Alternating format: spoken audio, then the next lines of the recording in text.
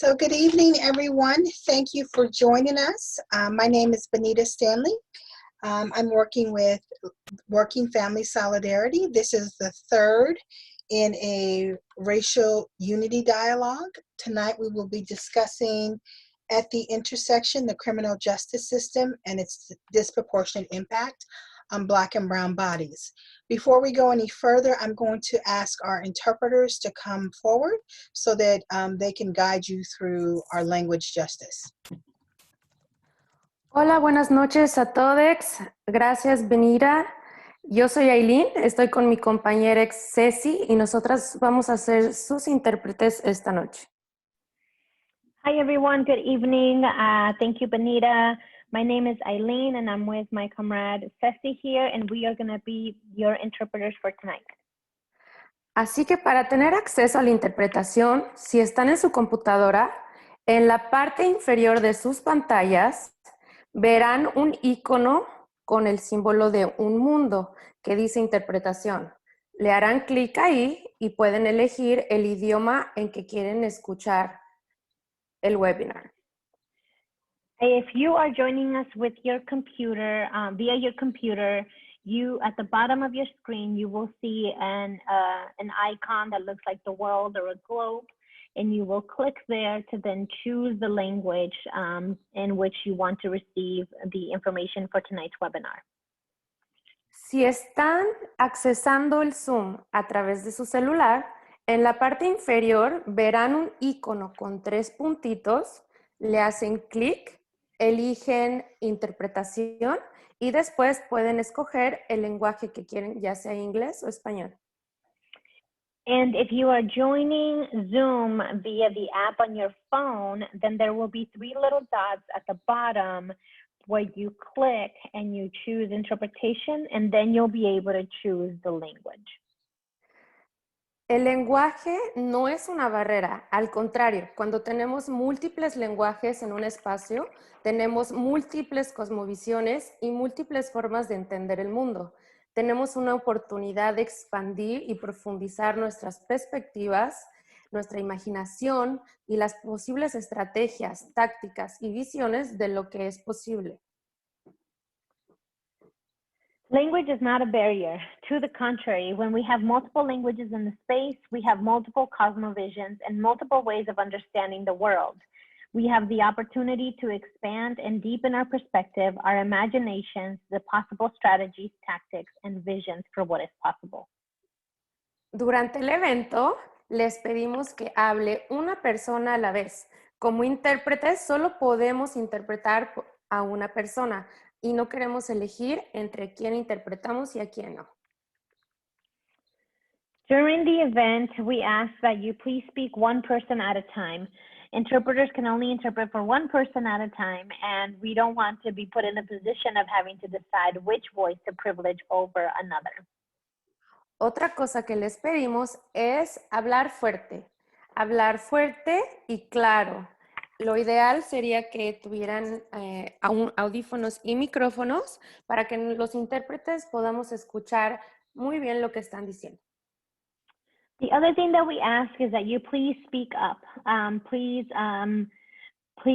speak loud and clear. Ideally, you're using headphones with a mic, and this will allow us to be able to hear the speaker over the sound of our own voice when doing the interpretation. También es muy importante que hablen despacio. Les pedimos que tomen un respiro entre cada oración, hagan pausas entre uno que está hablando y el otro, y también en la sección de preguntas. And we also ask that you please slow down, speak at a moderate pace. Take a breath after each sentence, take a pause after switching speakers and during the Q&A section.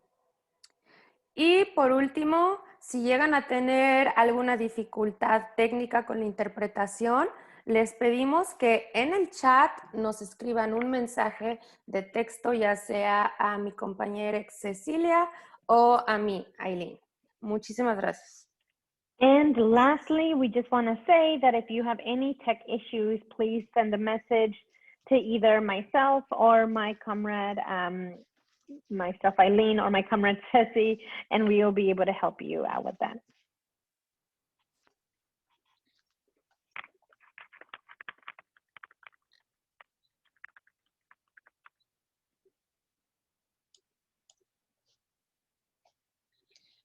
Okay, Ceci, I'm going to start the interpretation function. Sounds great. Gracias.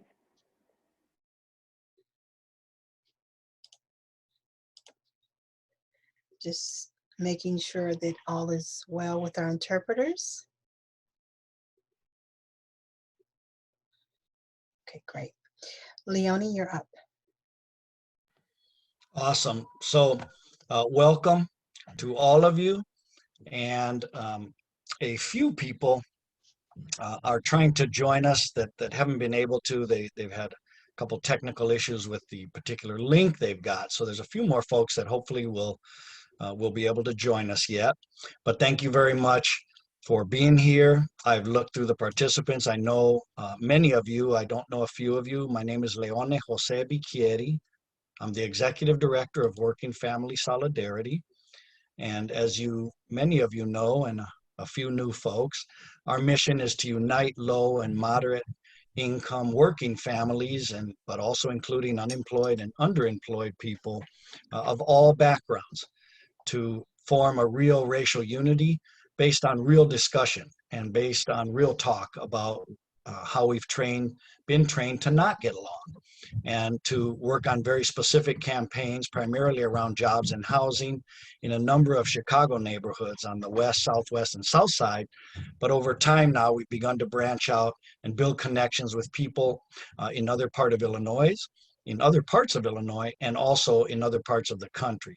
So thank you so much for joining us on our third Racial Justice Teach-In webinar. We will also have 3 racial unity dialogues coming up in November, December, and January. We'll mention them again at the end, and we hope you'll join us.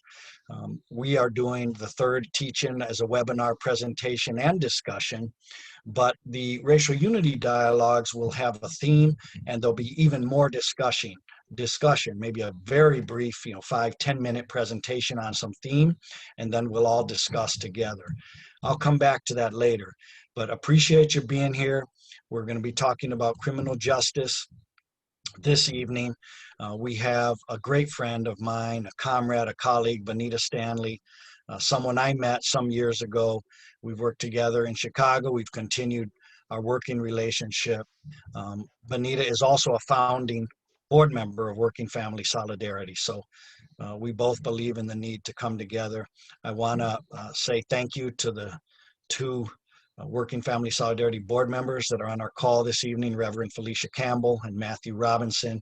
I'm not going to name a whole bunch of other great people that are with us this evening because the list will be too long. But thank you for being with us. We're going to have a presentation so we remember, ground ourselves in where we're coming from and our current situation so that we can form campaigns together that go somewhere.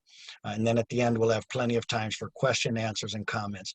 Thank you very much for joining us. And it is a real pleasure to introduce my friend, colleague, and comrade, Benetta Standly.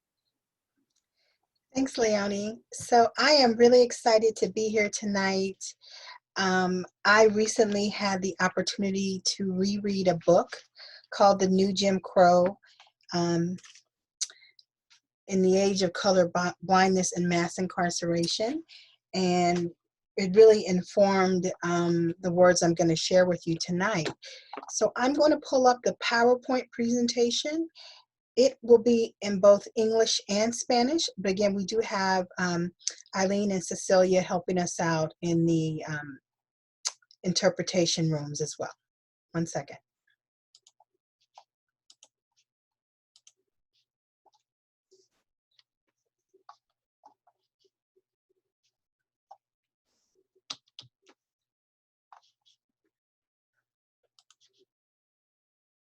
One second. Okay, there we go. So the title of the talk and then the eventual conversation we'll have tonight is At the Intersection, the Criminal Justice System and its Disproportionate Impact on Black and Brown Bodies. So just to give you an outline of sort of where we're headed tonight, I'm going to talk a little bit about the exploding prison population in the United States, the war on drugs, the rate of incarceration for African Americans and Latinx people in this country. We're going to talk a little bit about the collateral consequences. We're going to talk about the prison industrial complex and ways we can try to stem that. We'll talk a little bit about the profiteers who are making money off of us being in prison, what the new frontier of the profiteers are, and then how we can fight against the prison industrial complex. And then we'll open it up for about a half hour or so of dialogue, questions, and comments.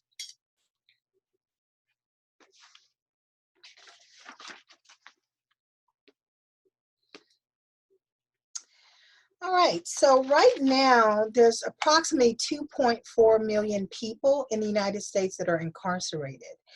And surprisingly, maybe not surprising to some of you, but we in the entire world incarcerate the most people.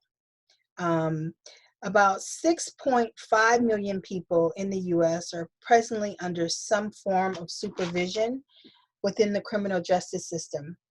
And that could be, so they're under like correctional control, as we say. So that could be parole, that could be probation, etc.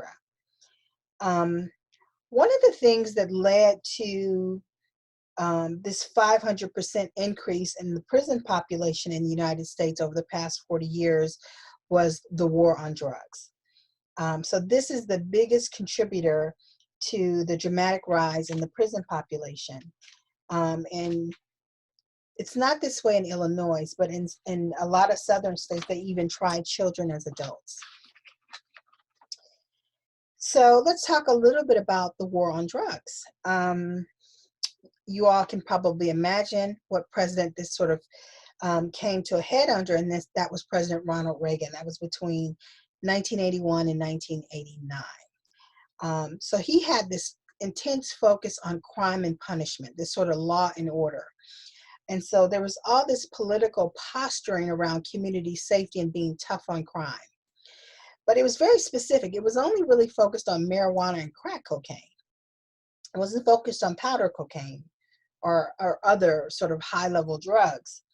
So a lot of the federal grants that are given to states and local governments around the country that basically fund the law enforcement agencies, under these federal block grants under President Reagan, it said, in order for us to send you this money, we need you to comply with this sort of hyper surveillance, hyper military tactics. So they said, you have to use military grade weapons and tactics. You have to have a SWAT team. You have to have surveillance program. You have to start using canine dogs, etc. But you can only get the money if you start doing that. And so that led to state and local law enforcement agencies becoming sort of paramilitary. And so under President Reagan and over the next 30 years, the criminal justice system basically started rewarding law enforcement agencies for drug arrests. And that really facilitates people getting convicted and imprisoned. So if you reward people with money, they will up the number of arrests and eventually folks being locked up. So this system really doesn't sort of acknowledge drug use as a public health matter, which is really where we should be focused as a country.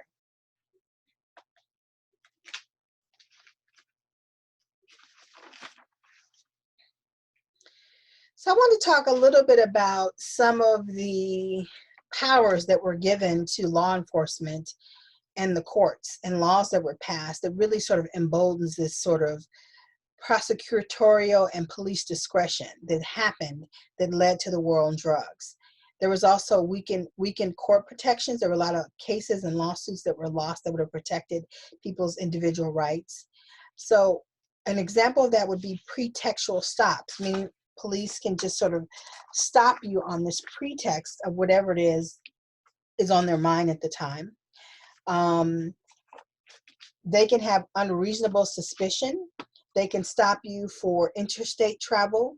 They can do vehicle searches. Oftentimes people got caught up and put into the system because they couldn't afford legal representation. Also, laws like the drug forfeiture laws happened. That's how a lot of people's property and cars got taken away from them. There was also this push for mandatory drugs sentencing.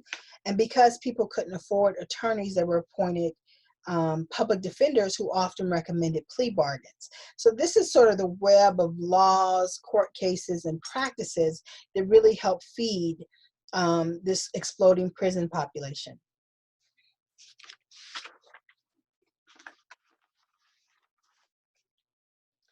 So I want to talk a little bit about who's in prison and what the rates of imprisonment are. So Black folks represent somewhere between 12 to 13% of the US population right now, but they represent approaching 40% of the people who are in prison. And these are numbers as of January 2020. So Blacks are disproportionately represented at every stage of the criminal justice system in our country.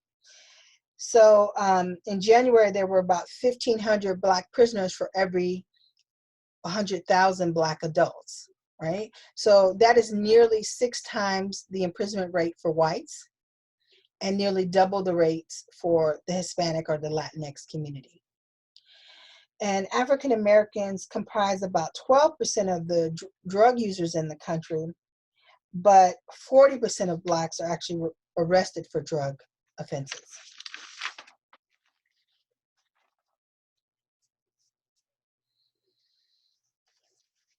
So let's talk a little bit about the Latinx community and sort of their imprisonment rates.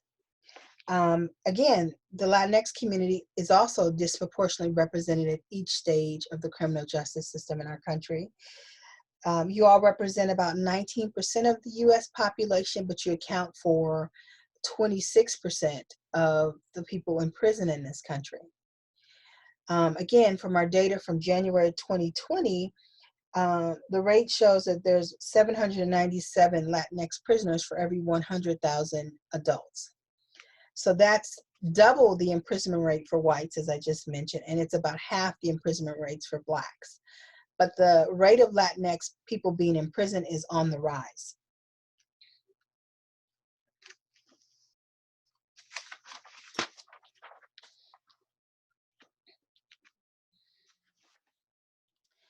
I wanted to spend a little bit of time talking about women of color in prison, because they are a really fast growing segment of the prison population, Black and brown women, African American and Latinx women. So between 1980 and 2014, there was a 700% increase in Black and brown women in prison in this country. Black women are more likely to go to prison than women of any other color or racial ethnic group in this country. Black women are extremely overrepresented in both state and federal prisons, so much so that their imprisonment rate is double the rate for white women. The war on drugs has certainly negatively impacted Black and brown women, and not to mention their spouses, their partners, their children, their families.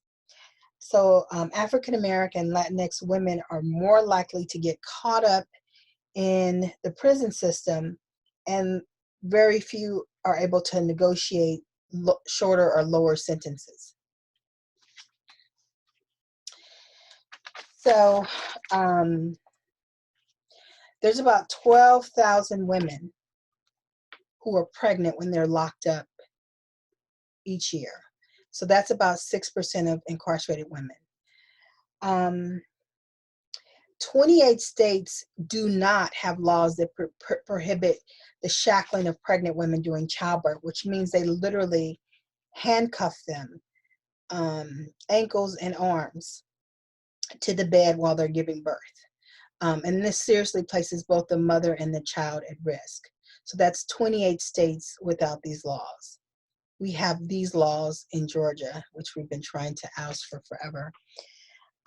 Black and First Nation American Indian girls are more likely to be placed in juvenile detention facilities, and Black girls faces the highest risk of school suspensions. Incarcerated women are more likely to be victims of domestic violence.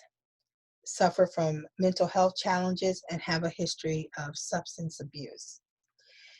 And so I want to just mention here that a prison sentence is really a family sentence, because mass incarceration policies impact not only the women who are locked up or the men who are locked up, but it impacts their spouses, their children, their parents, their grandchildren. It impacts everyone's lives. So everyone's doing time. So I want to talk a little bit about, so we know we're in there, we know how we got in there, right, with these racial discriminatory police practices and laws and court cases.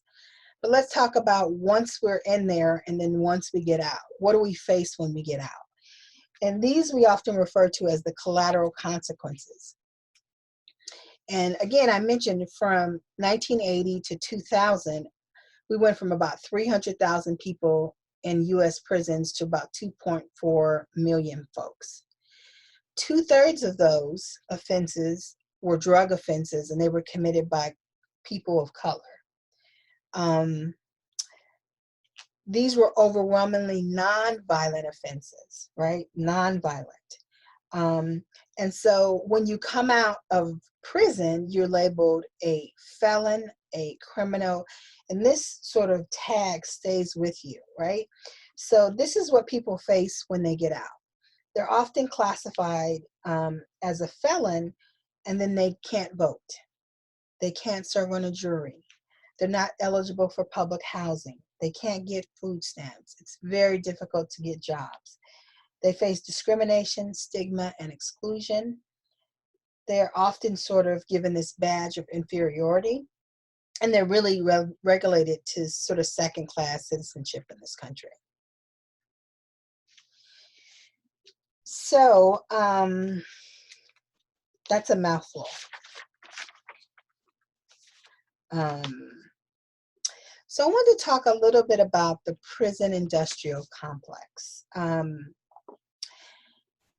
So I wish I could see the chat right now. I'm wondering how many folks are familiar with the prison industrial complex. I'm sure many of you have worked on this for years, but the prison industrial complex really is this sort of overlapping interests of government and private industry that use surveillance, policing, imprisonment as solutions for many of the economic and social and political problems we have in this country.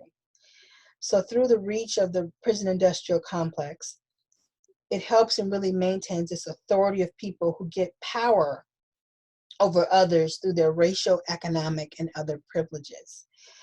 And there are many ways this power is sort of collected and maintained through this system. One of the ways they do it is they create these mass media images that keep stereotypes alive for people of color, for poor people, for queer people, for immigrants, for youth, and other oppressed communities. And they label them as criminals, delinquents, and deviants. So this is the rhetoric they sort of sell. So this power is actually maintained because people can earn lots of money, right? They make huge profit off of private companies that deal with prison and prison forces and all the associated things related to prisons and prison and police and law enforcement. So these folks help them gain political tough on crime rhetoric, which politicians certainly use to get elected every term. And it increases the influence of not only police guard unions, but police unions. And they really try to sort of eliminate social and political dissent from folks like you and me and oppressed communities who make demands on sort of the shift of power in this country. So the prison industrial complex is not just prisons themselves, it's really a huge web of relationships between prisons, the probation service, the police, the courts, all the companies that profit from transporting and feeding prisoners and exploiting prisoners. But we'll talk a little bit about that shortly, but it is really complicated and everyone's got their hand in the pot because it's a huge money-making industry. So when we talk about the prison industrial complex, let's talk about whose hand is in the pot, who profits from this system. So prison labor, meaning prisoners who are required to work, often unpaid, some paid very little. Hundreds of corporations benefit from penal or prison labor, including some of the major corporations that you buy from every day. 7% of state prisoners and 18% of federal prisoners are employed by these corporations, these for-profit companies.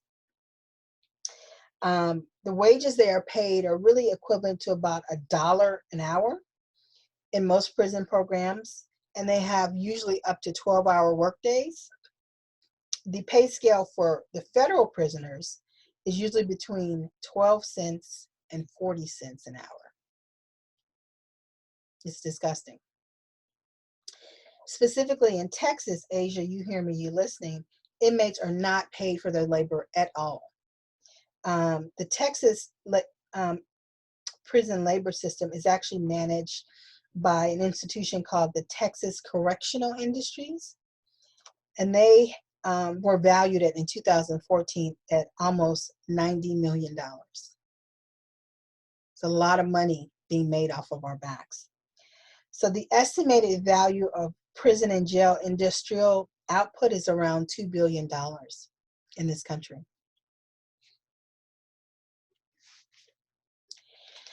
And so I wanted to talk a little bit about, I wanted to share with you all a quote, and many of you may have heard of Angela Davis, a sister who was very popular during the Black Power movement in the 60s, a freedom fighter and activist. She also served time in prison.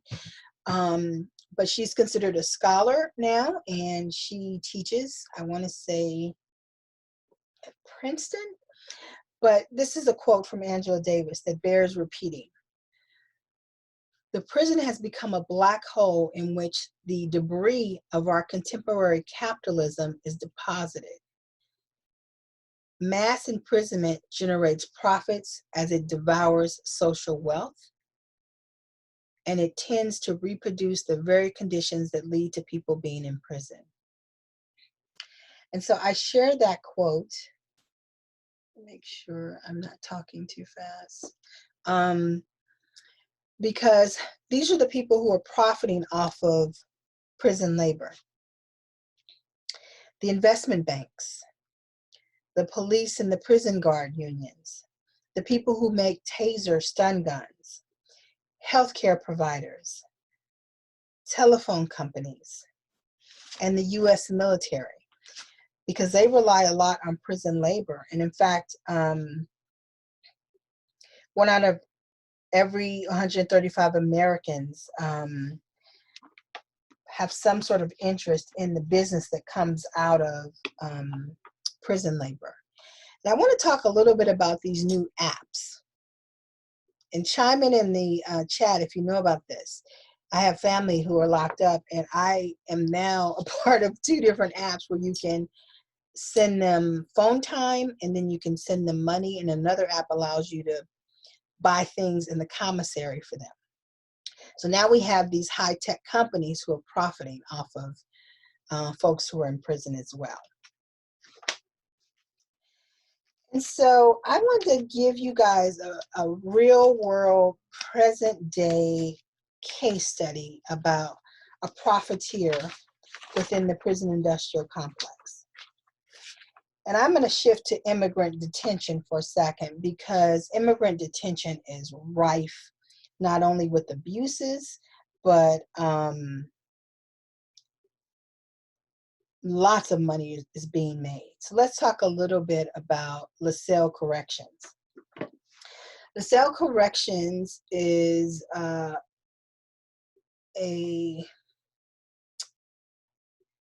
for-profit immigrant detention company that operates in immigrant detention centers around the country.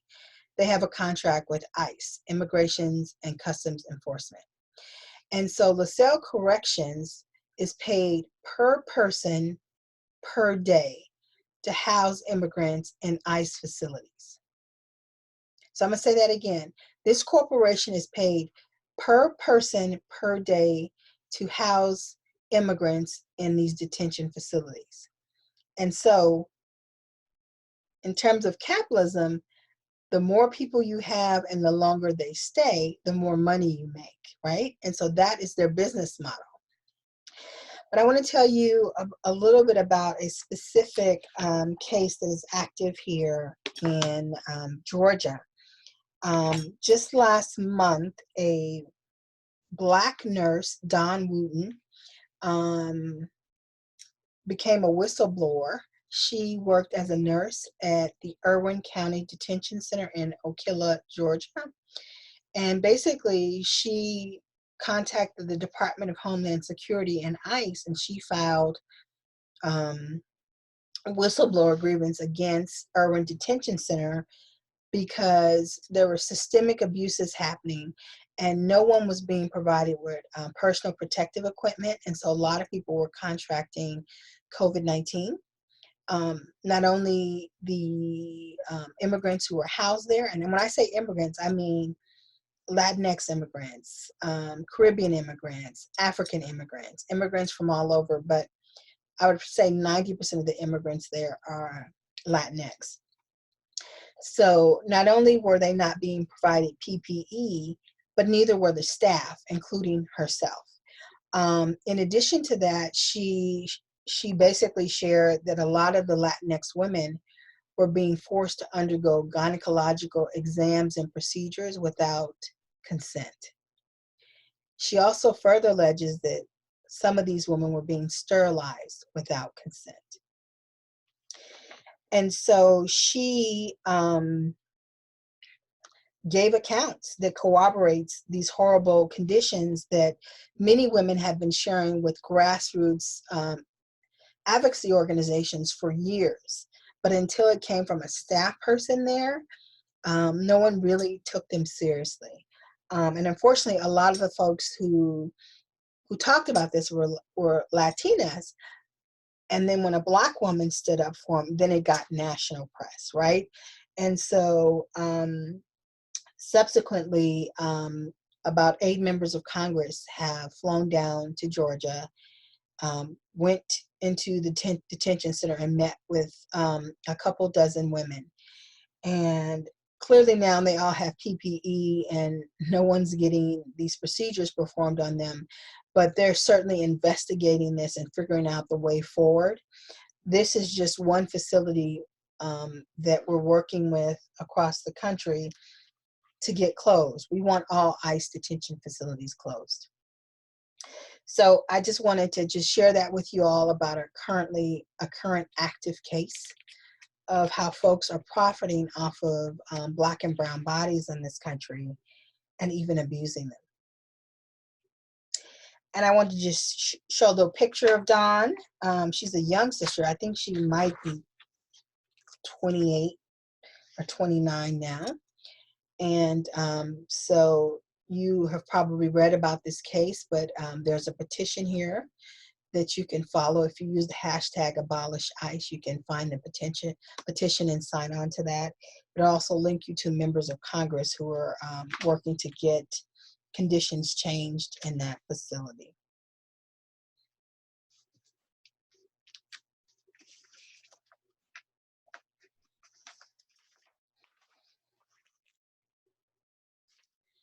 So I wanted to talk a little bit about sort of the new frontier of this prison industrial complex, because detention centers are a little bit sort of old news in terms of profiting off of Black and brown bodies. The new game is called the treatment industrial complex. And so there are companies, well, let me just back up. So there was a company formerly known as Corrections Corporation of America, or CCA. They changed their name. Their name is now Core Civic, but them and other companies like GEO Group realized that they couldn't sort of make the money they wanted to make because people are getting pushed out of prisons and into treatment centers, and they need to figure out a way how to make money off of that. So as the prison population started to begin to drop and community corrections. Remember I talked about under correctional control, probation and parole and other forms of correctional control, which includes you going to a halfway house, you going to a community correction facility, you're going into a reentry house. They had to figure out a way how to get to that money. And so what they did is they shifted and pivoted their business model so that they can start focusing on community corrections. So this started to shift in 2010. Yes, they still operate ICE detention facilities, but they really are figuring out there's more money to be made in community corrections, right? Because all this money 10 years ago shifted to reentry work, and they capitalized off of that and jumped in. So what they began doing is they started rebranding themselves as rehabilitation services, right? Not profiteers, but they rehabilitate people. But these two companies, GEO Group and Core Civic, spent close to $1 billion acquiring small businesses that provided reentry services, community corrections, and halfway houses. They went up 10 years ago and bought everyone out. They took it over. This was the new game. So this is the new frontier.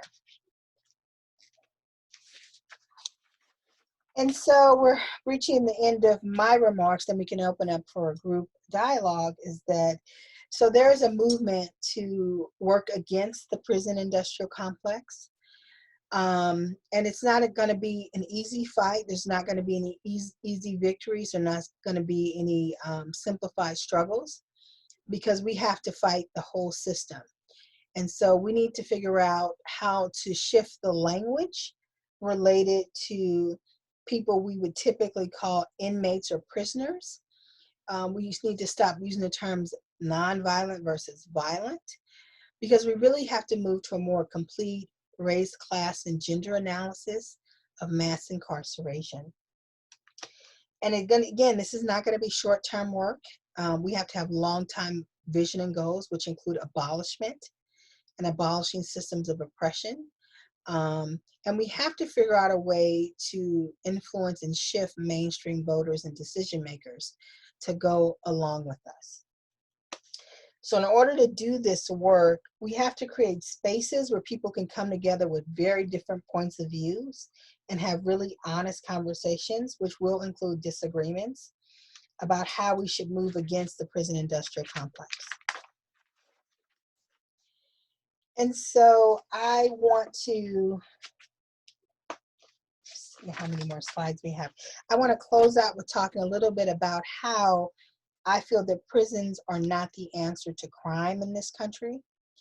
The wrongdoings that we typically call crime don't exist in the same ways in other countries around the world, right? And they are not crimes of human nature. What we as a country consider crime is determined by our society. So if we changed our outlook and reaction to crime, we would no longer define it as crime. Maybe we would define it as a public health issue. Because over and over, we see that locking people in cages does not actually reduce crime. So we have to understand the relationship that leads our country, the United States of America, to lock up people. But let's be real, they only lock up certain people, our people. So since prisons do not stop problems like poverty and racism and drug addiction, how can we expect them to stop crime? It's just an unrealistic expectation. So we need to understand that we have no option but to fight and to continue a fight, to fight against all these different components of the prison industrial complex, because our survival as people, as a community, is in danger, and we are trying to be eliminated. We have to fight for our lives. And so I'm going to close, and I'll just say to you that if you want to learn more about the prison industrial complex, these are a couple resources you should look into. Critical Resistance, which is an amazing organization that does fighting on the ground against the prison industrial complex. The Sentencing Project has amazing data and studies on incarceration in this country.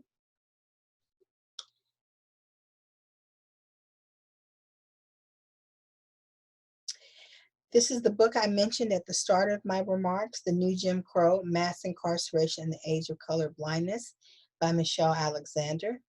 I highly recommend this book.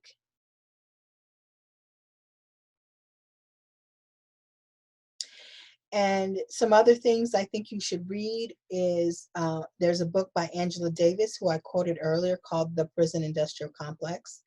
There's a book entitled Prison Profiteers, Who Makes the Money from Mass Incarceration. I linked a bunch of articles that I sourced throughout my remarks where I got my numbers and data from, so you guys can look into that.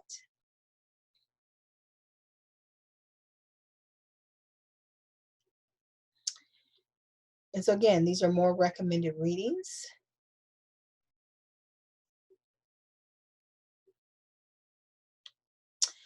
And that is it for me. I'm going to jump back. I see Jarena has her hand up. I'm going to jump back to the full screen. I'm going to introduce Leonie, and while I'm introducing Leonie, I'm going to pull everyone on screen so we can all see each other. Thank you.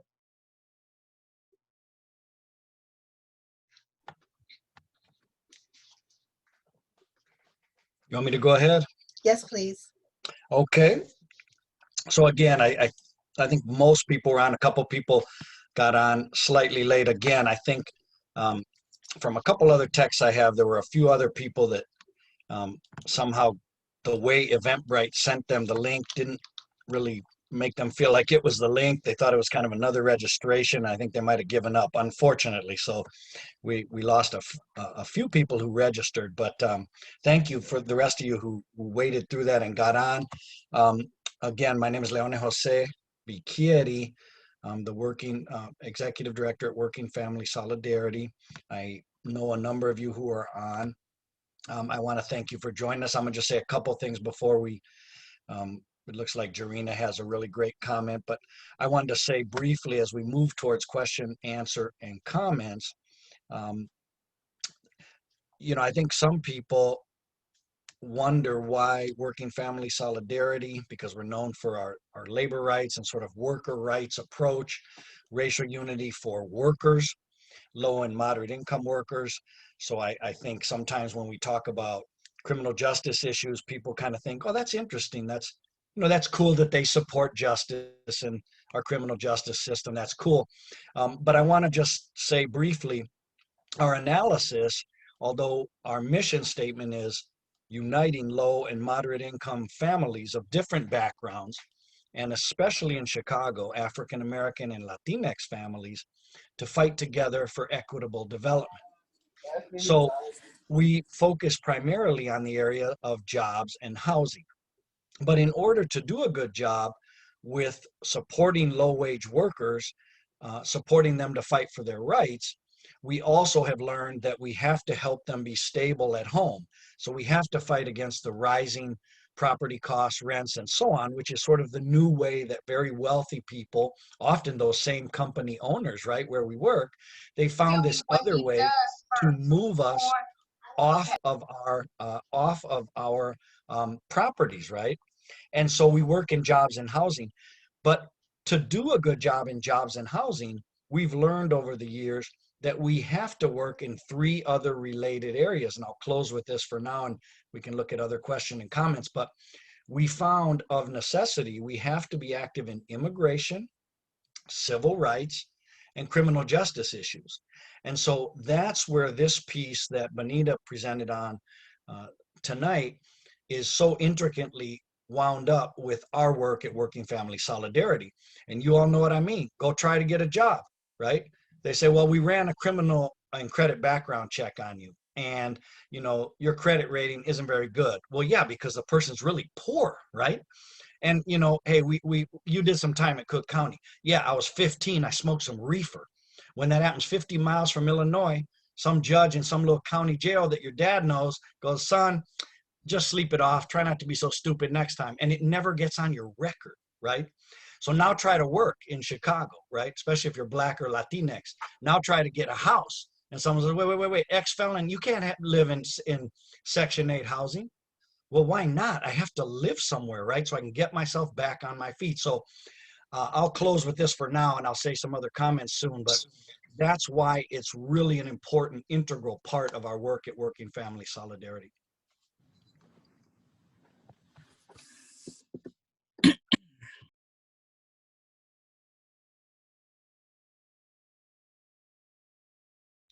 Did we want to take Jarina's question?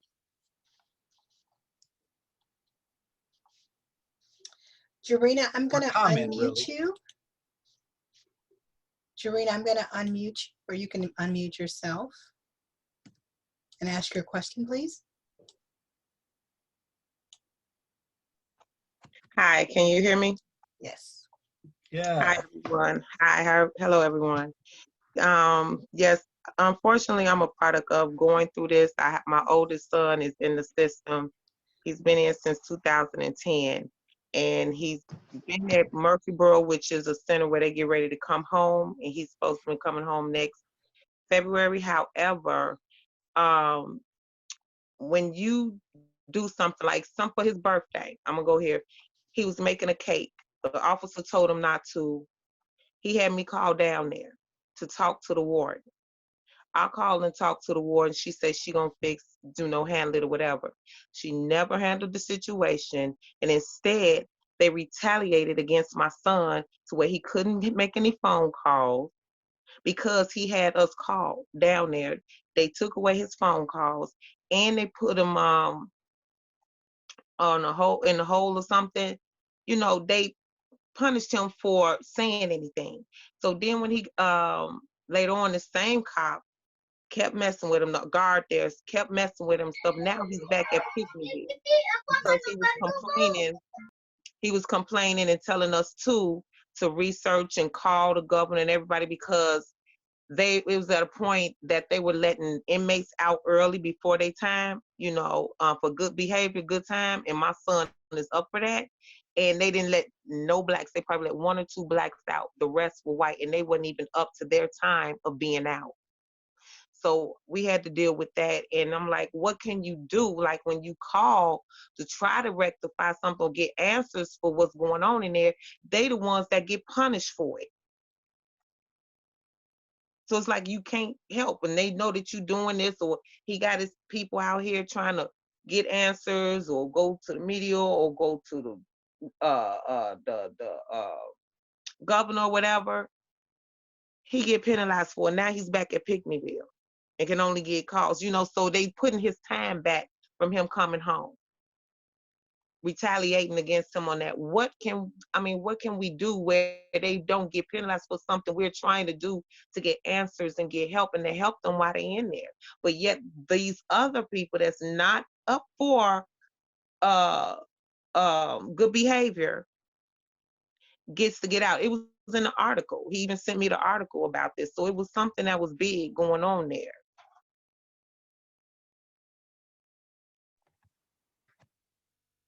I'm done. I'm sorry, Jordan, I was muted. I was talking to you. So we could help you research this, but there must be a prison advocacy group in your community that has relationships with not only the warden, but attorneys that work specifically on behalf of prisoners' rights. Okay. And so you need to get in touch with a group that is some very progressive states and communities have prison advocates or ombudsmen for each prison. I'm not sure if they do for the one your son is in, but you should investigate that, because an ombudsman could basically go in there and check on your son, have a conversation with him, and then the ombudsman could have a conversation with you. Okay. I can follow up with you, Jarina. Okay. Well, to help. We have we started some years ago. We've grown a little bit, and this is an area, as I mentioned, that more and more of our members, more and more people like you, Jarina, and a lot of other folks that we're working with, supporting work on jobs and housing, have brought up these issues. So we've begun to get more active. Benita's actually supported us on this as well with a program called New Leaf, Illinois. We're working on sort of a cannabis expungement program, and that's obviously not enough, right? But a lot of people, one of the ways, like Bonita was talking about that, you know, the way I look at it, that poor workers of color have been controlled, like Monique Harlan put in her comment about, you know, prison controlling us. But you know, you know, we want to work to help make sure that folks can get out and get back into life and get decent work. And so we've been not forced, but in a nice way, right? Our members have really pushed us to be more active on this topic, because it has a lot to do with how people then are going to spend the rest of their lives working and having a place to live. But I'll follow up with you, Jarena, and we can look at some things, and then also I can check in with some allied groups of ours that work on that, and you know, we can support that and see where it goes. Okay, thank you. And No, we're thank gonna you for speaking. thank you. And we still gonna do that podcast. Yes, Time we together. will. We will. I'll follow up with you on that too, but excellent for reminding me for sure. Oh, that's Jarena. Yes, Yep. Hey. hey, Anita, we gotta do it. I gotta figure out how to do it, girl. If like how we do it. We'll talk about it, but Okay. okay. Thank you though. But that's a really good example of one of the things that's come out of these dialogues, or these discussions, and we're going to be doing more dialogue soon. But you know, Jarena invited me and Bonita to be on a podcast with her about, again, a lot of these issues affecting both African American and Latinx communities. But yeah, a lot more. I think I saw a comment from Monique Harlan. I don't know if she wanted to say it, or we could just read it.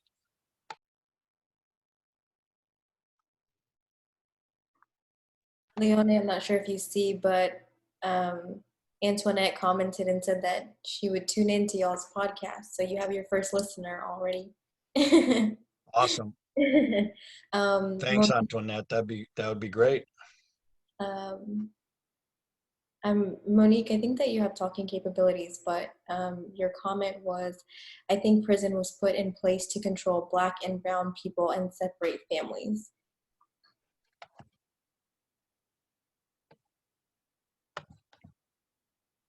You want to say something, Monique, or you want us to just talk about it?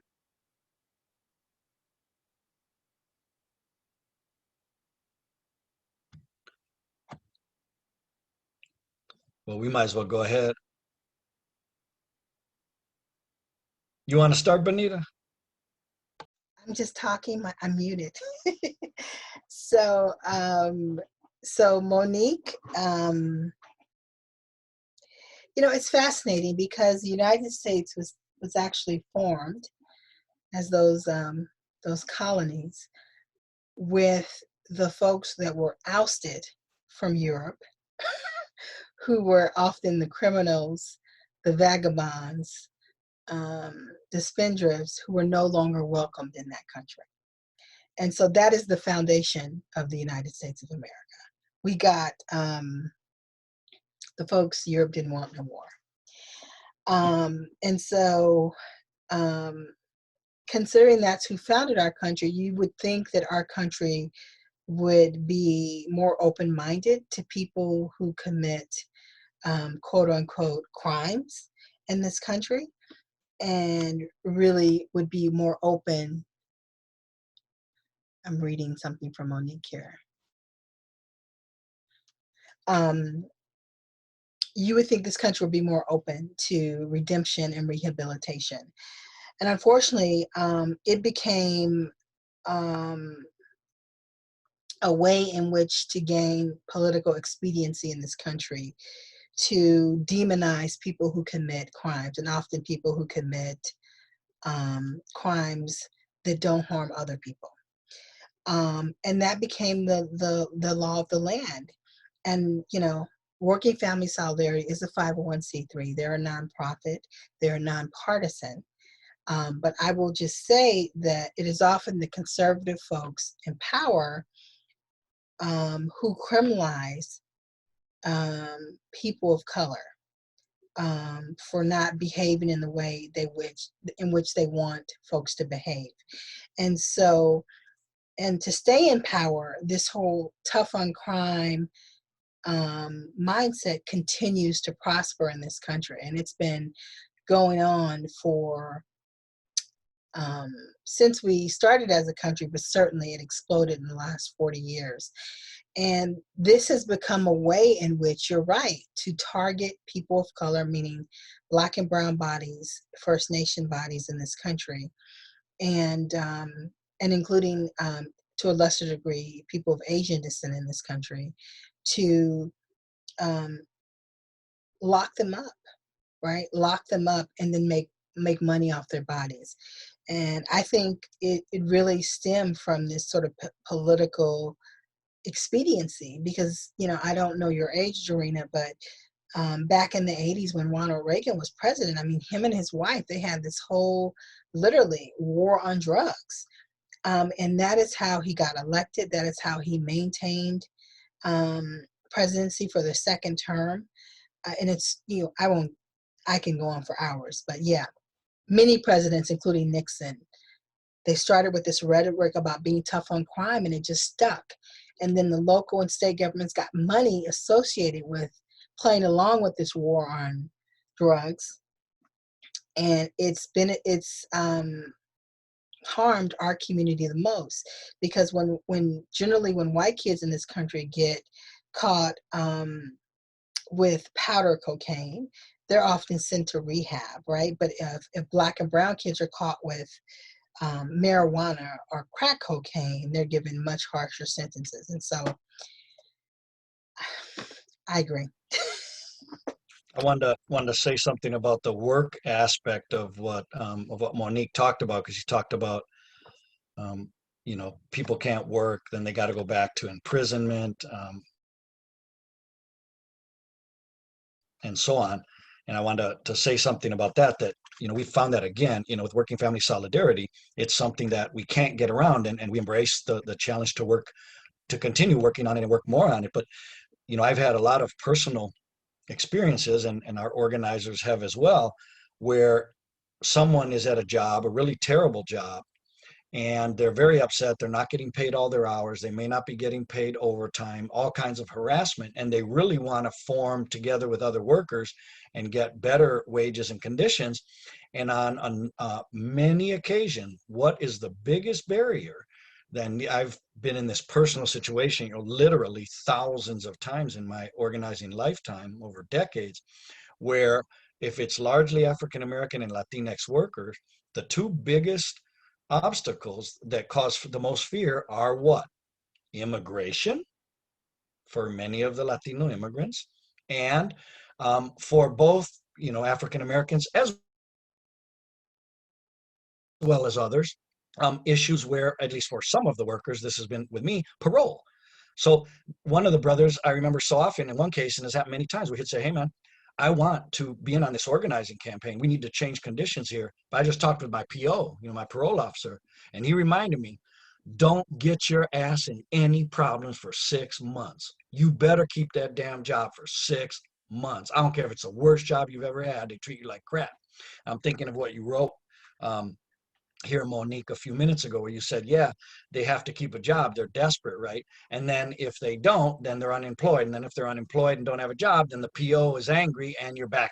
You're still in the system, but now you might actually be back in the cell. So again, and then where you're producing possibly for wealthy companies who also own immigrant detention centers. And I saw a comment here by Reverend Karen Walker McClure, saying, can we talk more about the prison industrial complex, but about prisons and immigrant detention centers? So I'll say something, because that's one of the things we see, and then pass it back to Benetta on that point. But that's a key part of controlling both of our communities. With Latinx community, it's a little more towards immigration, but also somewhat the criminal justice system. And with African Americans, first of all, in some cases, it's with immigration, right, for certain immigrants from the Caribbean and many other parts of Africa, but it's also the criminal justice system. And so as we're controlled, we're desperate, and we work either for companies, many companies of whom own both private prisons and private immigrant detention centers. And so I tell a lot of the folks we're organizing who may not want to unite with other races. So some of the Latinx folks I talk with, and I say, hey, brothers and sisters, we got to unite with African Americans. They're our natural allies, and we can build some real power and really have better lives, both of our communities. And when they say, well, how do you mean we're united? I often will say, we don't have to get very theoretical. Police, who are they going to look for? Both of our communities. Immigration is going to come looking for us, and they're armed. And as you remember, when the Twin Towers fell on September 11th, some years ago, right, immigration was taken out of the Department of Justice. Immigration had been Department of Justice. So if I don't have documents and I'm in the United States, it was like jaywalking, right? I was told I was a naughty boy, I should cross back over to Mexico, and it was a civil problem. Well, remember that after those planes flew into the towers, that immigration was taken out of the Department of Justice. Most people don't realize this, and it was put under Homeland Security. And many of the criminal and justice issues were therefore melded under sort of a Gestapo-like melding, right? So you didn't have these checks and balances. Now you have a nebulous entity called Homeland Security that can operate freely between federal, state, county, city jurisdictions. I have worked with workers on strike who have been held on military bases in the Midwest Plains states when we organized in poultry processing facilities. Somali workers, Vietnamese, Latinx workers, African American, and poor whites. Some of the immigrants were held, even though some were citizens and residents, in military bases. And when we tried to find out with their families where they were being held, in which county jail, we were told we do not have the right to be told because they've been designated as enemies of the state. And all they have to do is be designated, and then they don't have to tell us if they're alive, dead, deported, anywhere in the United States. Imagine those families. So we Blacks and Latinx, sadly, right, we're so united. We're so united in the way that the oppressor figures out how to marginalize us and disempower us. And so at the workplace, in housing, right, we see the effects of this big control system that now immigration and criminal justice issues really work together hand in hand even more than they used to. So I want to allow Reverend Walker McClure to chime in before I respond. Thank you. I'm just sitting here amazed as I was listening to your presentation, as you talked about the immigration detention centers and then the prisons, and I just began to see a similarity that I had never seen before in the two places. And so it just, I wanted you to speak a little bit more about the similarities, because there are, because I heard you make a statement that locking people in cages does not actually reduce crime. I put that down as a note. And so as you started talking about the immigration detention centers, then I was able to see people locked up in cages. I just wanted to know if you could speak a little bit more about the similarities, because there really are similarities in the two. Sure. Thank you, Reverend. So the United States has a really sort of tortured history with Black and Brown communities. And instead of sort of dealing with the inequities and the injustices that our communities face, it is politically expedient just to silence us, to divide us, and to lock us up. When you start incarcerating African Americans and the Latinx community in prisons and detention centers, you then start separating families. You decrease the income going into that household, so you keep people in poverty. In addition to that, then you have this financial incentive to use these bodies in whatever facility they're in to make money. And so I have a list of probably 40 different companies, including Charmin and well, there's so many of them. The people who make the dishwashing detergent, like the Palmolive, all of that mess is manufactured in prisons.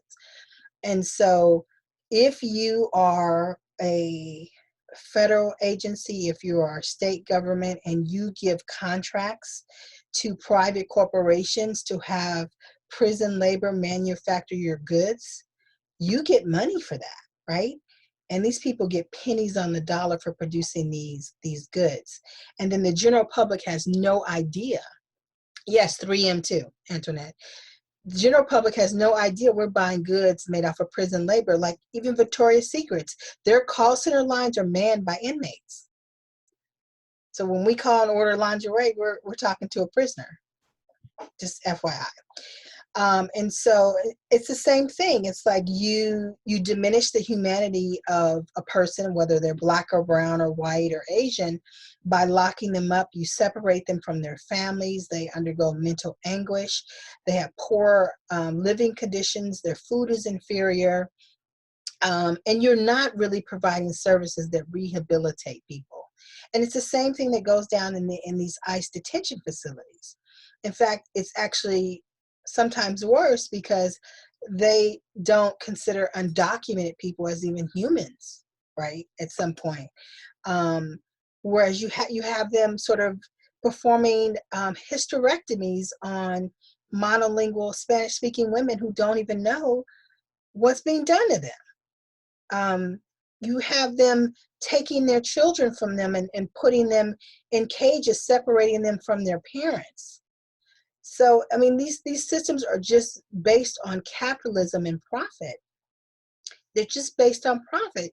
This LaSalle Corporation, this Core Civic, this GEO Group, these are all just multi-million-dollar corporations that are making money off of poor people who are locked up, who didn't get fair legal counsel, who got ramshotted and rough-rided by the police. They got, racially profiled when they got stopped. They get harsher sentences for marijuana or crack cocaine than you do for powder cocaine. I mean, the system is just stacked against us, and it ultimately disenfranchises us. And so folks can't vote, they can't serve on juries, they can't run for office, and so it really just sort of creates this whole class of people in America who are totally taken out of the equation. They're not even part of the democracy anymore. And so I think the common denominator is human rights, and quite frankly, people in positions of power don't consider inmates or people who are locked up or on the inside as human beings. They don't respect people's human rights in this country.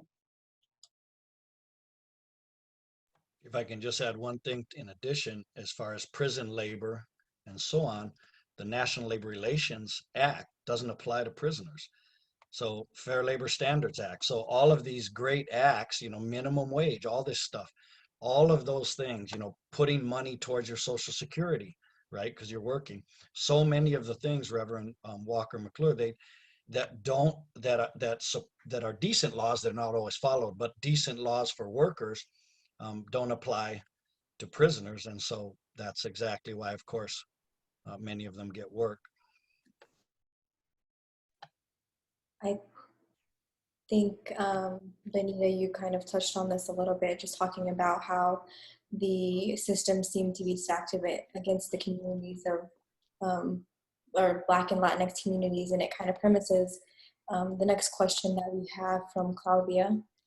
And she asked it in Spanish. I'm not sure if she wants to ask it, but I'll go ahead and read it. And Claudia, if you have anything that you want to add to it, you can. I'll read, I guess, the Spanish and then the English version as well.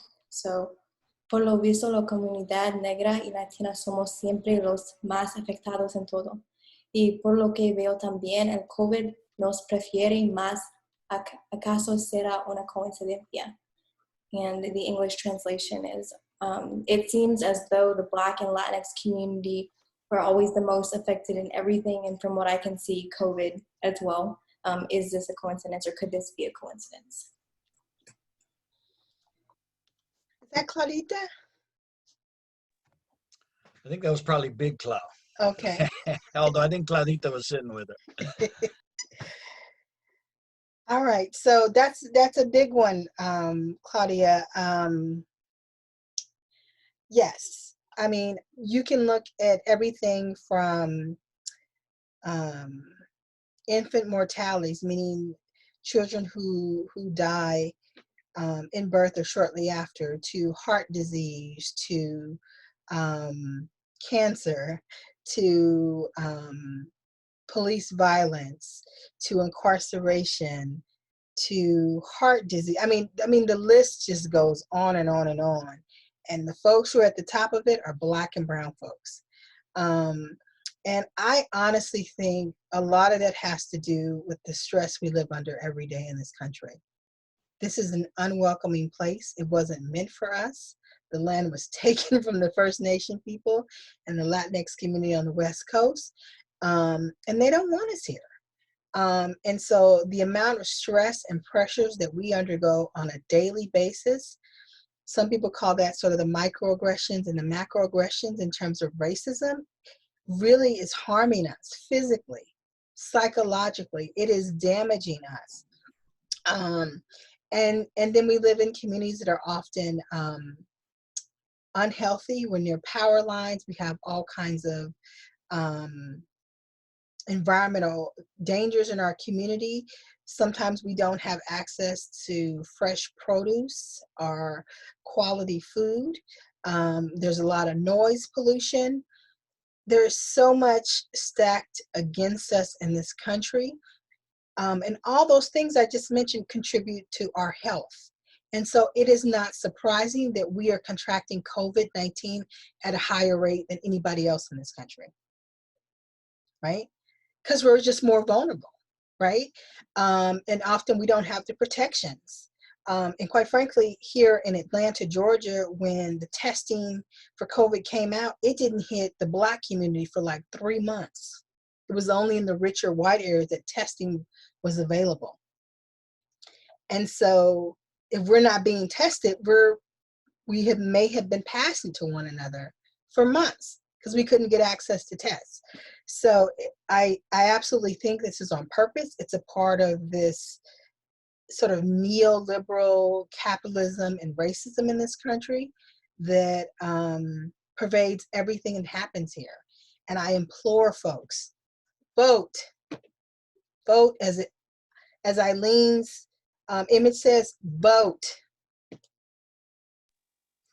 I'll add something again from a sort of a working perspective or worker perspective as we view ourselves as low wage, particularly exploited workers of color. And that's, we don't have to like that, but that's who we are. In this system, that's our designation, expendable labor. And if you look at COVID-19 here in Chicago and elsewhere, but obviously we know Chicago best here at Working Family Solidarity. And why did, in addition to the things that Benetta was saying about many of us are simply not in very good health, so something like COVID-19 strikes us worse than many other folks who have time to, be healthy and don't have to work at really difficult jobs where they're exhausted and so on, or work 2 jobs.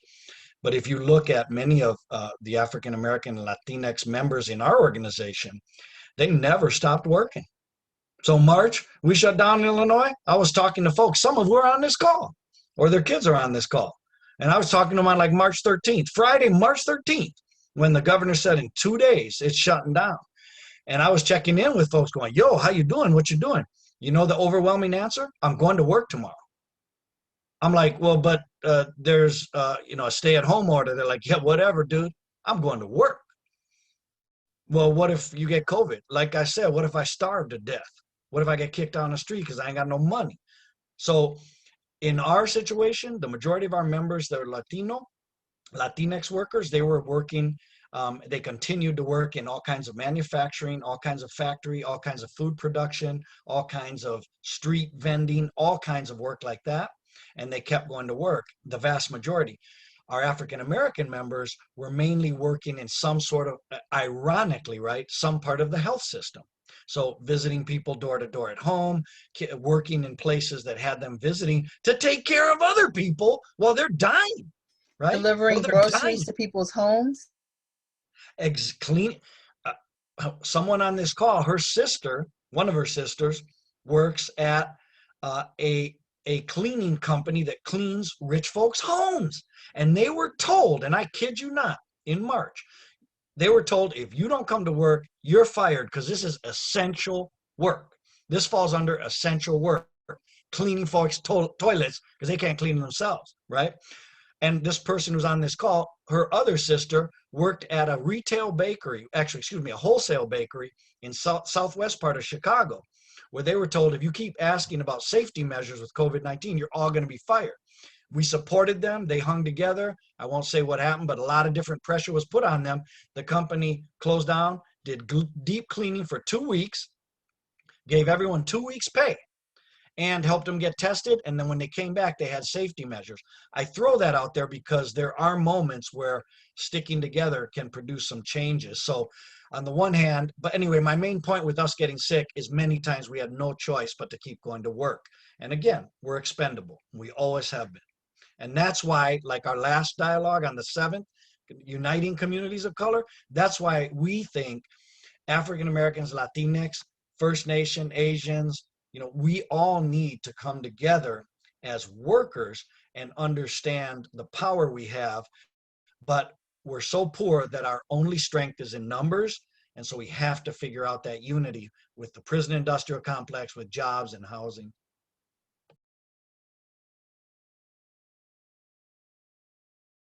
So I just want to say out loud that my grandmother, my maternal grandmother from Little Rock, Arkansas, Grandma Lucille, her entire career was doing day work. And day work is essentially being a maid for white people. And if you all read the book or saw the movie The Help, I want you to picture my grandmother Lucille. And I'm often struck since the pandemic that I do have the privilege to order groceries, for the first few months, but everyone who delivered my groceries was a Black woman. And it just stung me in a way that I didn't expect it, because one would think there had been so much progress in this country for Black folks, for African Americans for years. And then we're right back to where we started, sort of, delivering groceries and, handling menial tasks for white folks. So that just sits heavy with me. So Asia, I'm gonna defer to you in terms of questions. Okay, I do have another question. Quenica, she says, are there any programs and or organizations where people can go looking for different resources and help dealing with injustices of incarcerated brown and Black bodies? How can we assist them better? And I don't know if maybe you want to elaborate on that, but that's the question that we have.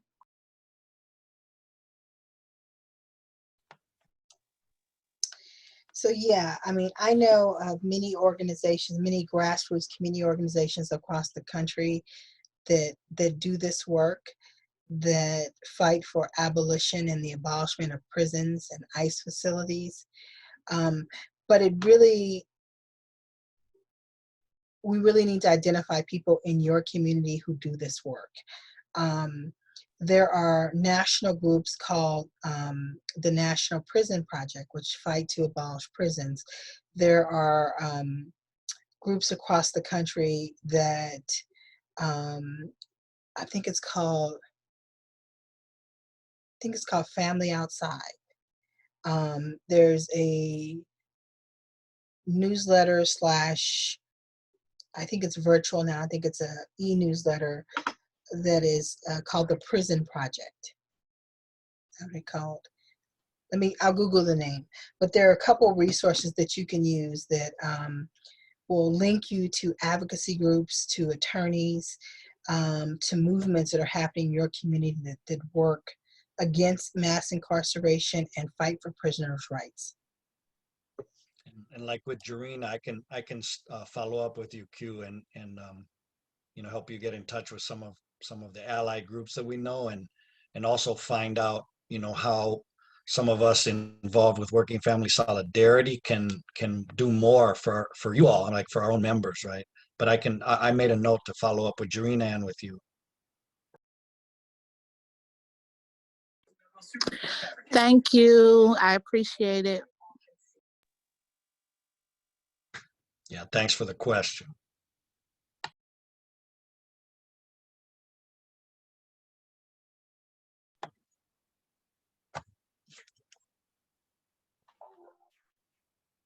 I'll take this moment just to say one thing, if that's okay. Or was someone about to talk?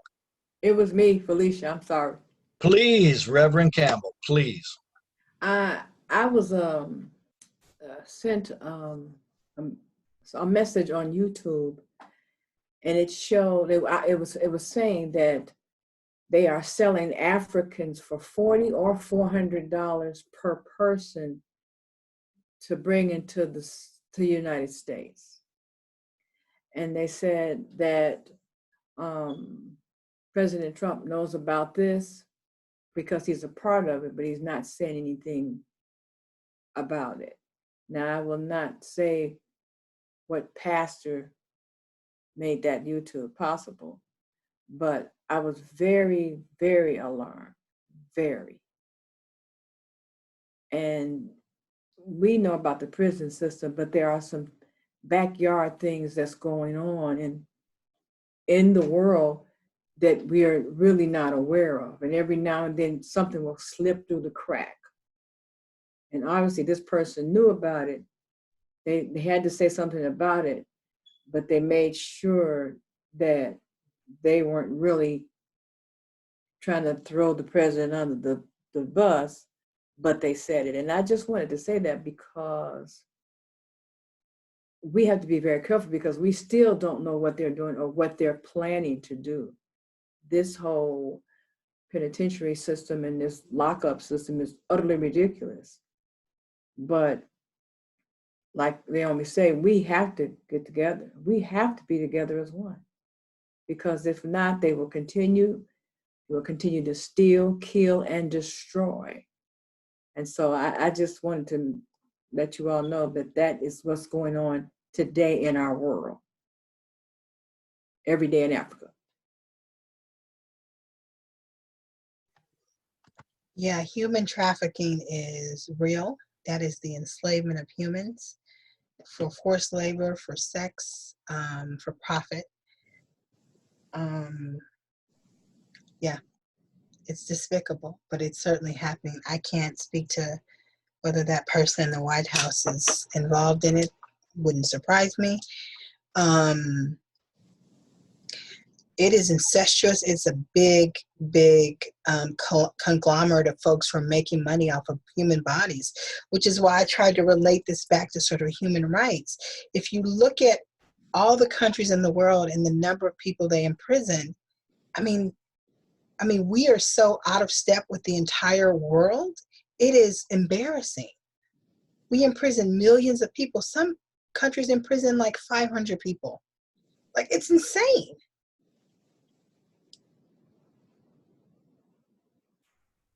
I wanted to recognize that someone on the webinar who's joined us is joining us from Europe.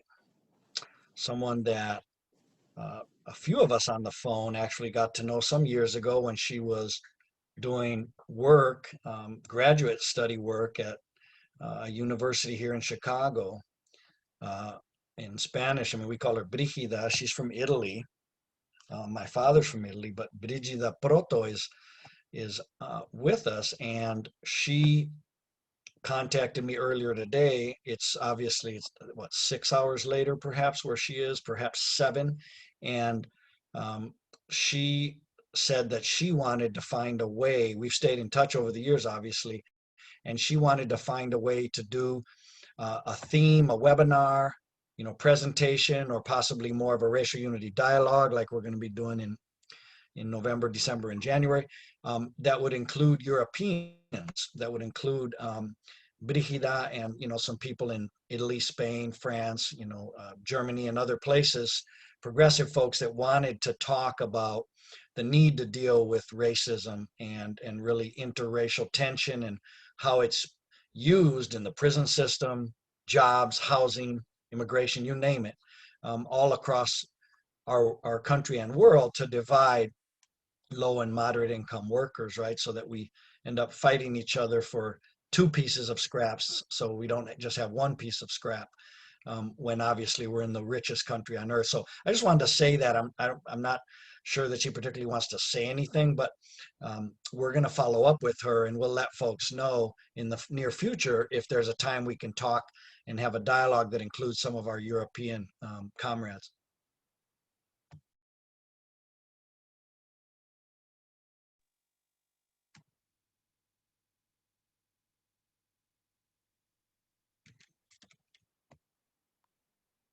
I see that Monique said it absolutely is slavery, perfectly legal under the 13th Amendment.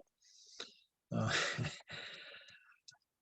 yeah, I mean, if I can just say again, what we've seen with our members and constituents, low-wage workers struggling to survive, and then I've seen this from work. I've lived in Chicago since 2000, so I've been here for about 20 years. But before that, I worked about 10 years in the farm worker movement and in other things in rural areas. And I saw this whole type of, school to prison, which we've seen, right, in the cities. It exists in rural areas as well, especially for people of color. It even happens to a lot of poor rural white folks, frankly, but obviously it happens a little less nasty. But when you look at the whole system, it really is designed to make sure that we see each other. So if I'm coming out and I'm on parole and someone else is, and there's one job, I want to beat that person to it, right? I need that job so that I don't have to suffer and possibly get back into prison. And so it makes me be more careful. One of our members was staying with his mom when he got out, and he was trying to rebuild his life, found some difficult work, and he had no place to stay. Of course, he's just getting out. He has nothing. And the police were looking for him and other investigators from the city because he was staying secretly with his mom, but his mom was on Section 8. So they told his mom, if you continue to quote unquote harbor, right? He's out. He's like, he's working, harbor an ex-felon, right? This brother's African American, that she will lose her Section 8 rights. So it's so clear how this is methodically designed to destroy families of color, right? So just like when African Americans were brought over as slaves, right? Make sure that the Yorubas are taken apart. They can't stay together. The Wolof speaking people, right? Make sure we can't continue to talk. We don't have a family structure.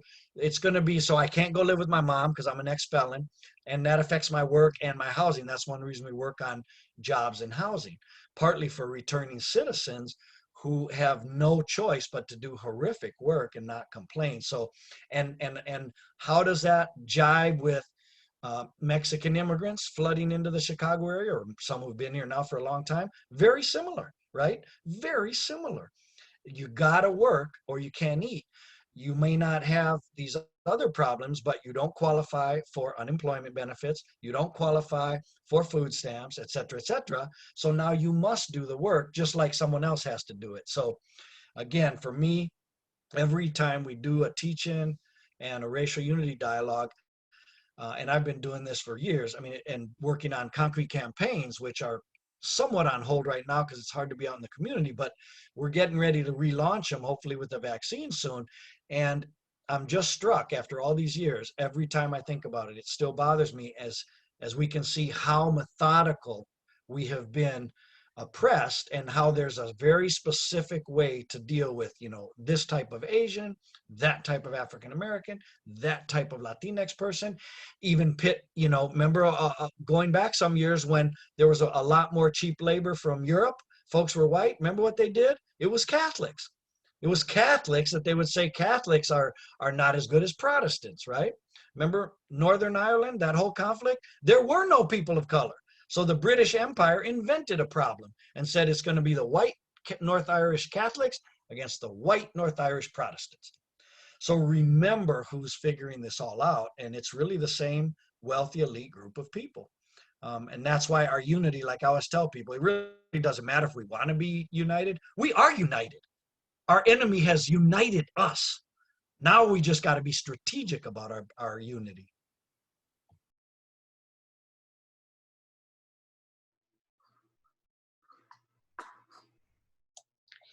Asia, are there other questions? I did have a raised hand. It doesn't look like I have any other questions. There was a comment from Claudia that I'm not going to read in Spanish because I think I just got my practice in for today. But Claudia says, I would like to continue participating in these talks. I hope we can have them in person soon, and it would be good for the Black community to know that even though they see us in the free streets, we actually feel in a huge prison and without a voice. Not to mention the rest of the problems that affect us every day. It would also be important to hear about your community.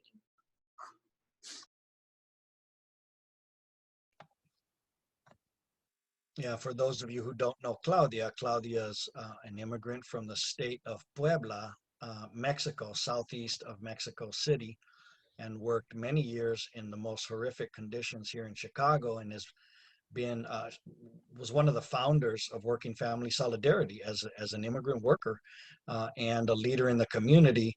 And you know, a lot of her experience was when she would go to the temp labor agencies early in the morning, and the supervisor would say, okay, you and you get in the van to go work, and one would be Claudia. She would at times say, how come the Black folks don't get to work?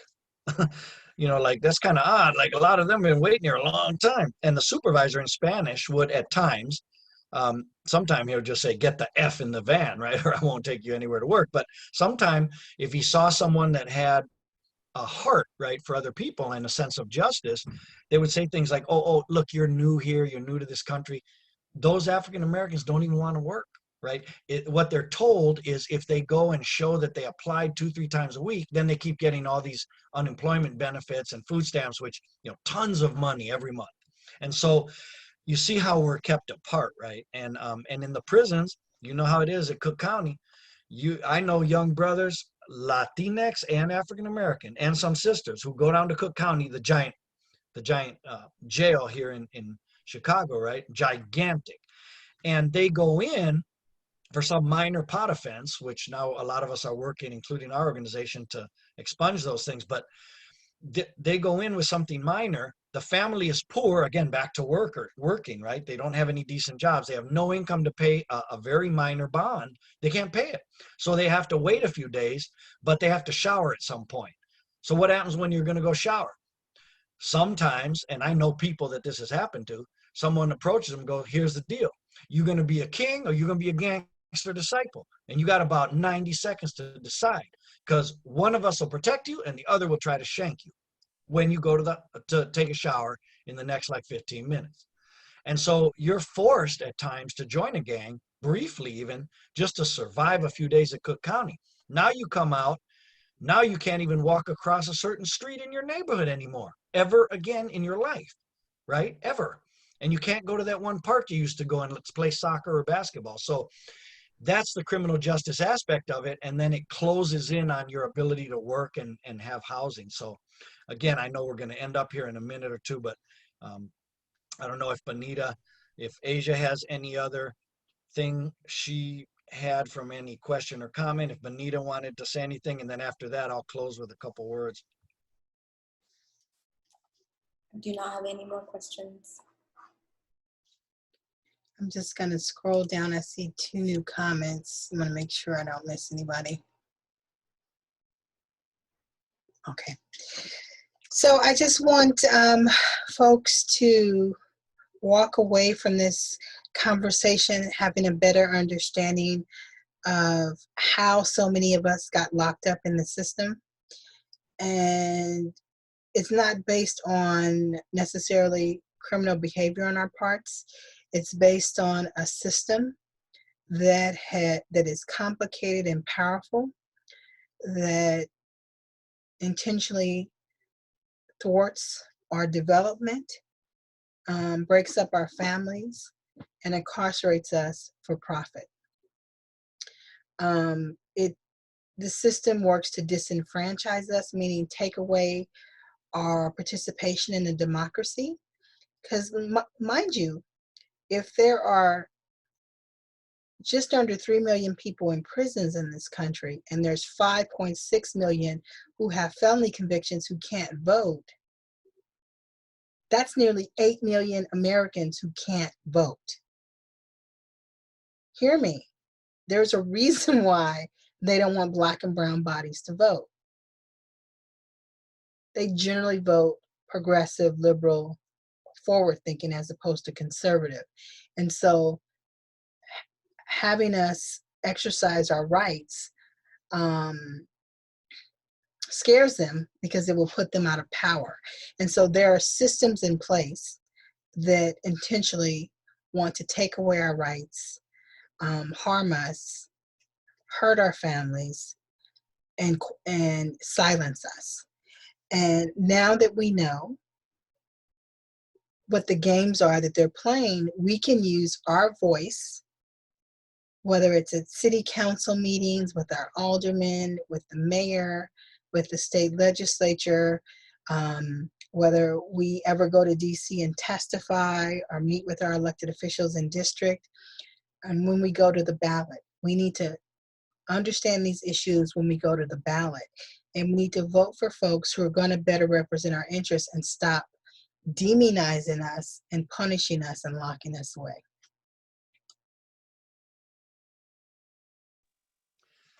I'll just say a couple words to close.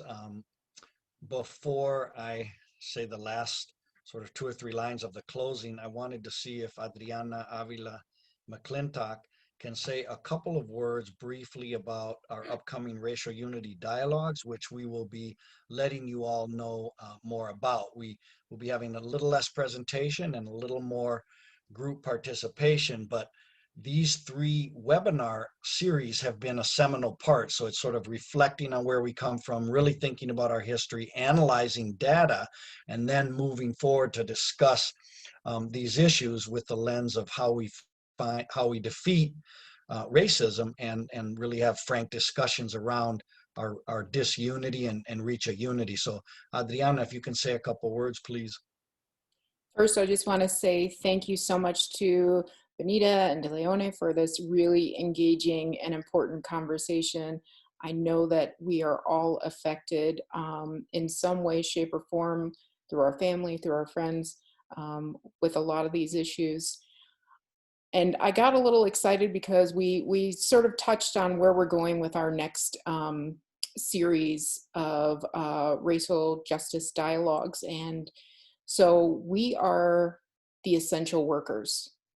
We are the people who are at the front lines. And that's what we want to focus on in this next series of talks. We've been dramatically affected by COVID, and we know that people of color are being affected by death and hospitalization at a much higher rate than white communities. We don't have the benefit of taking sick time or having vacation. We're oftentimes, just like Leone said, working 2 jobs or trying to just put food on the table for our families. And so we want to look back at this year with the November talk, thinking about gratitude. What did we learn this year? How did we get through this pandemic?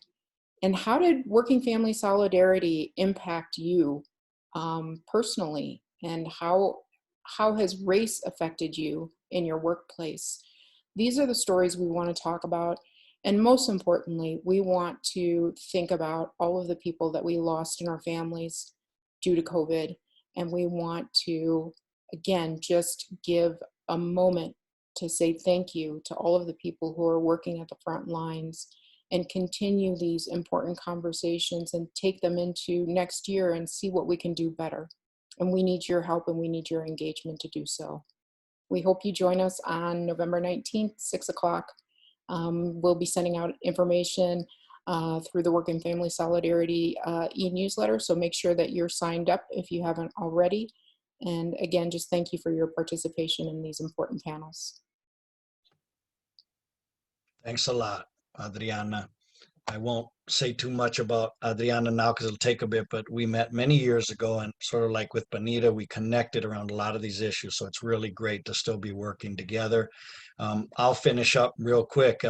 So many people in the first, second, and then this third series have said things like, I really enjoyed this. Let's stay in touch. I really enjoyed this. I hope we'll talk more about this. Some have contacted me outside of these particular, in fact, many of the people who've been on the 3 different webinars, either all 3, 2 of them, 1 of them, have contacted me by email, text, phone, saying, that was really awesome, and let's stay working together and figure out how we can work together on concrete campaigns and so on. So like Adriana mentioned, we'll be in touch with you about the November Racial Unity Dialogue. We want you to be a part of it. We want you in November and December and January to also give your opinions on what we can do better to address issues of race, how we have to talk about it, how we have to unify, the kinds of steps we can take, things that we've left out, and other things we can all do better. So really appreciate everyone's time. Again, to our main presenter, Benetta Standly, we are very grateful, very impressed, a true professional, and someone who I know personally. I can say that she really believes in every word she speaks. I think you can feel that. It's an inspiration for me. Even tonight, after knowing Benetta so long, it inspired me to think more and try to do better work. So thanks again to board members of Working Family Solidarity, Reverend Felicia Campbell, Matthew Robinson. Claudia Galeno is one of our advisors and one of the heads of our women committee. And we just really appreciate all of you. Some of you could have led this whole dialogue, and you have great, great histories of activism. So thank you so much for being with us, and we'll be in touch very, very soon. Have a great evening. And I put a bunch of links in the chat for local Chicago prison rights advocacy groups. So you can cut and paste them from the chat. Have a great evening.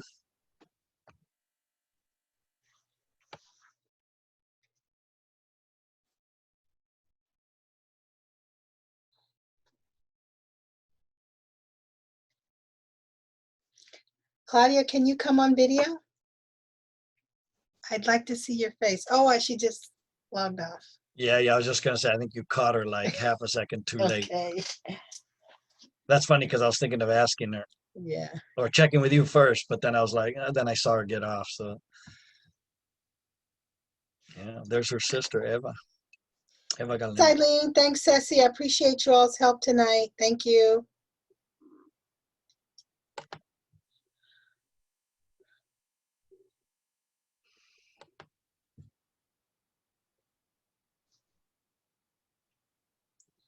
All right, Benetta, speaking of Claudia and the other Claudia and the other little Leoncito, let me go see what kind of havoc the 6 and 3-year-old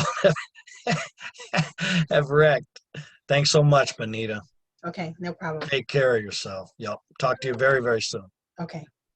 Night. Good night.